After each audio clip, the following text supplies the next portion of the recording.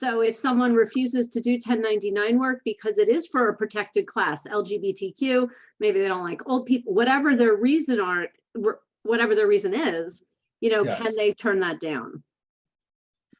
Right. Well, this is the thing is, first of all, somebody who has that strength of conviction, of opinion, has to have a thick enough skin to deal with that, because it's going to come up. It's not just one religion. What if it's the person who's a Catholic who refuses to write about other religions? Just Right. like my God says this is what I should do. Well, at some point, you may have to be in business for yourself, I have to say, you know, and it's fascinating because the US Supreme Court has been really open to these questions that I thought were settled a long time ago.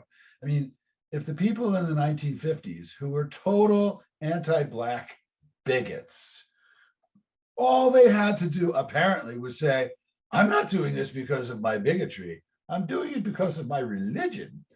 Today, we actually have a case pending in the Supreme Court of the United States where a web designer says, don't ask me to create a web design for you if you are a same-sex couple or whatever the issue happens to be there.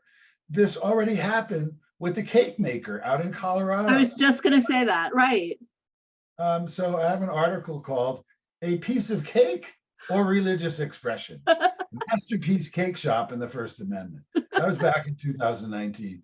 Here we are 4 years later, and it's the web designer, you know, same thing. I have a real problem with that because essentially those people, those individuals, and I can tell you in New Jersey under the law against discrimination, you cannot, as an independent contractor, I can't, as a lawyer who's an independent contractor for these people, I can't say, I'm sorry, I'm not going to represent you because you're Black or you're Hispanic or you're gay or you're old or whatever the thing is that I feel, right? I don't think that's right. If that's the law, if there's a statutory protection that prevents me from doing that, you know, what about public accommodation in a hotel or a motel?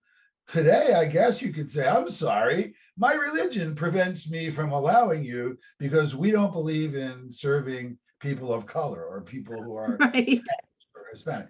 It's ridiculous, but the US Supreme Court is entertaining that as a serious argument. Makes me crazy.